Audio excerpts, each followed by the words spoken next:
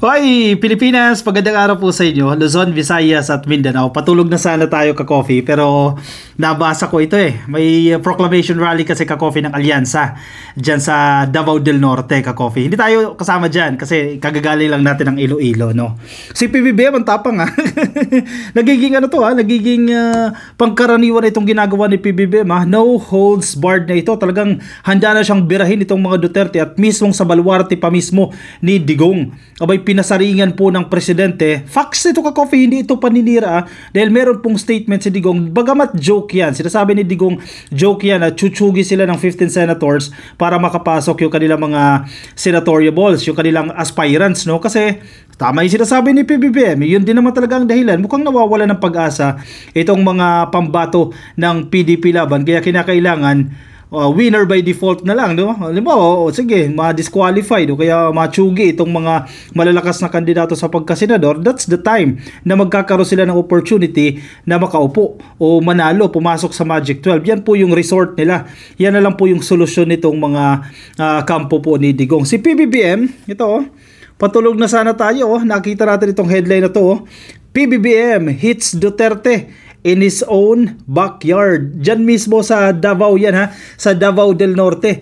Mismong sinabi ng presidente yan. Akala nyo baluarte ni Digong yan ha. Pero hindi eh. More than 30,000 ka-coffee ang pumunta dyan sa venue nila. Bagamat maliit itong venue as compared to other venues, no, kung saan ginagawa itong mga proclamation rally. More than 30,000 pa rin po ang pumunta dyan. Sige, pakinggan muna natin itong statement na ito ni Pangulong Bongbong Marcos patungkol dito sa joke ni Digong na chuchugi daw po ng 15 senators, no, para makapasok yung kanilang mga kandidato. Sige, ready na kayo ha, ka-coffee. Okay, play na natin tong video. Nakita ang line-up Wait lang. Hindi sila magugulat sila, natatakot yata sila sa inyo eh. Dahil pagka nakita ang line-up ng alyansa, kung ano-ano na sinasabi, narinig lang natin ng isang araw. Wala daw pag-asa, siguro, kanina wala silang pag-asa. Kaya papatay na lang sila ng 15 na senador. Ay, talaga, sabagay. Mahirap naman ng ibang tao. Ang iniisip lang nila, ang kaisa-isang solusyon sa lahat ng problema ay pumatay pa ng Pilipino. Nakakapagtaka kung bakit ganun. Wait. Dalawang issue na to, ka-coffee ha, dalawang usapin na yan. First issue dyan yung joke. Sige, sabihin na natin na joke lang yan. Ako, naniniwala din ako, joke lang yan. Yung 15 senators na chuchugiin. Pero kung ganyan yung mga joke mo, ibig sabihin may pinaghuhugutan yan.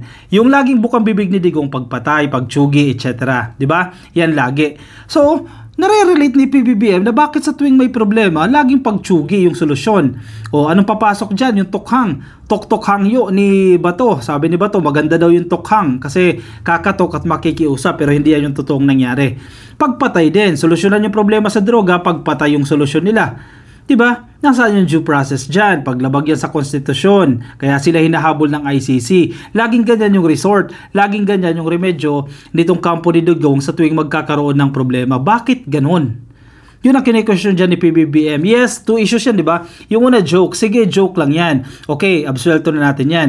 Yung pangalawang issue dyan, bakit laging pagtsugi? Sige, lumabas na tayo doon sa issue ng joke na chuchugi ka ng 15 senators dahil imposible naman yan. Though possible, pero maliit lang yung chance. Hindi nila gagawin yan.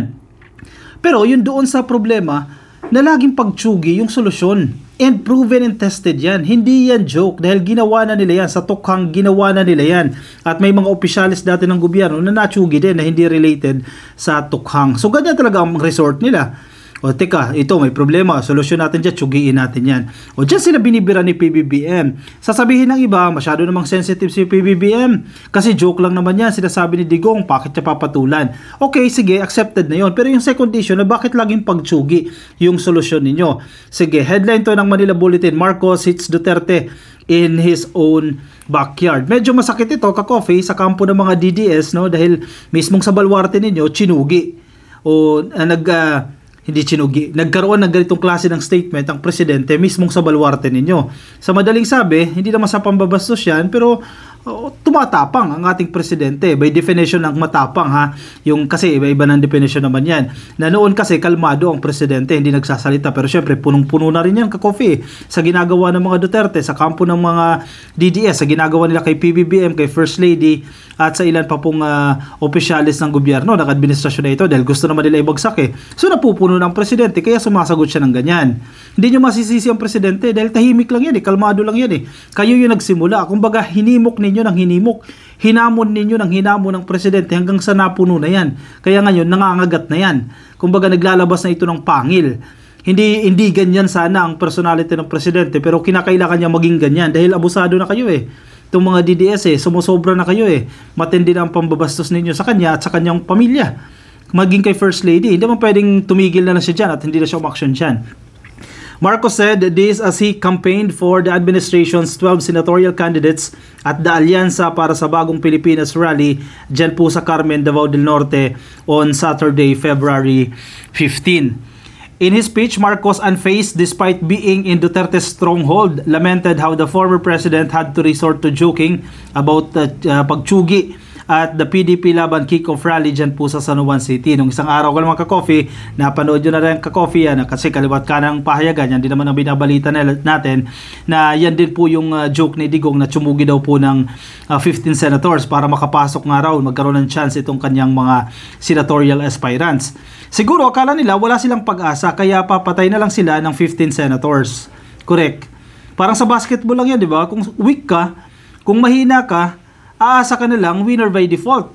Hindi darating yung kalaban mo. Yun na lang yung chance mo. Kasi kung tutuusin mo naman, honestly ka-coffee, honestly, hindi dahil sa kinakampihan natin itong administrasyon ni PBBM, kung ikukumpara mo itong kandidato ng alyansa as compared doon sa kandidato ng PDP Laban, wala talaga sa kalingkingan. Sa qualifications pa lang, sa performance, sa ugali, ibang-iba talaga. Malaking malaki ang diferensya nitong mga kandidato ng alyansa at as compared doon sa kandidato ng PDP. So kinakailangan ni Digong dyan ng magic. Dito nga magkakasukatan eh. Totoo pa ba yung Duterte powers na yan? Yung Duterte magic, nag-i-exist pa ba yan? Kasi posible noong 2019 elections, if you remember it correctly, no, 2016 naging presidente siya, nagkaroon ng midterm elections ng 2019. 8 diretso, di ba? Malakas ang Duterte powers yan eh. Kaya naipasok niya yung mga kandidatong gusto niyang maipasok. Yan sila Bato de la Rosa, yan naging senador yan. E diyan, nagsimula na rin. Diyan na-introduce sila Philip Salvador, sila Robin Padilla, etc. Pero magkakasukatan ngayon 2025. Nandiyan pa ba yung magic na yan? O wala na? Laglag na yung magic na yan, hindi na nag-exist. Kung hindi may panalo ni Digong, kahit kalahati sa kanyang mga kandidato dyan, wala na. Hindi na effective ang Duterte powers. O sige, 12 yan. Kung makapagpanalo yan ng dalawa lang, let's say lumusot o isa o dalawa, wala na. Kumbaga mahina ka na. Out of 12 candidates, dalawa lang na ipanalo mo, weak ka na. O dyan magkakaalaman. Malaking factor itong election na to ka-coffee. Itong 2025 na election, malaking factor yan for 2028. Kasi dyan magkakasukatan kung marami pa bang may gusto sa mga Duterte. Kung onti na lang, dehado na si Sara dyan. Kung tatakbo siya sa 2028, hindi na ganoon kalakas yan. Dito magkakaalaman. Dito magkakasukatan sa 2028, sa 2025 midterm elections. Ang iniisip lang nila ay kaisa-isang solusyon sa lahat ng problema ang pumatay pa ng Pilipino. Nakapagtataka kung bakit ganoon, sabi ni PBBM. President Marcos said Duterte probably made the remark because they were overwhelmed by his candidates. Maiintindihan mo rin dahil kung ano nga ay nasa kabilang partido at itong mga ito ang kaharap natin ay nako, baka mahirap na kampanya ito dahil mabigat ang kalaban. Natatakot ata sila sa inyo dahil sa pag nakita ang lineup ng alyansa kung ano-ano ang sinasabi. Correct. Imposibleng walang takot yan.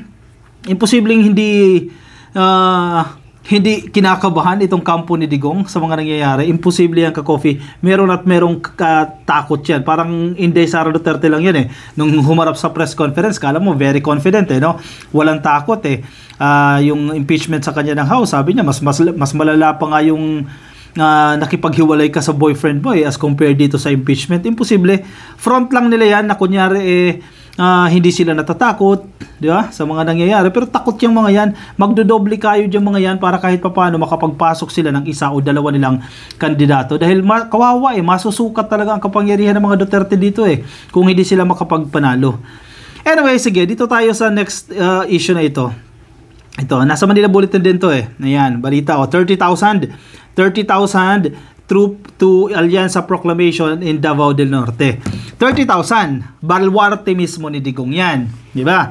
Ano pa yung hindi baluarte? Diyan sa Iloilo, nandiyan tayo sa Iloilo, napakarami. Hindi ko lang alam kung ilan yung crowd estimate dyan, pero sobrang dami talaga. Yung main venue, meron pang mga kakatabing lugar na hindi mo na directly nakikita ng mata mo yung mga nangyayari doon sa main venue. So meron may mga tent and then may mga LED screens lang yun. Malawak yung ka-coffee dyan sa Iloilo.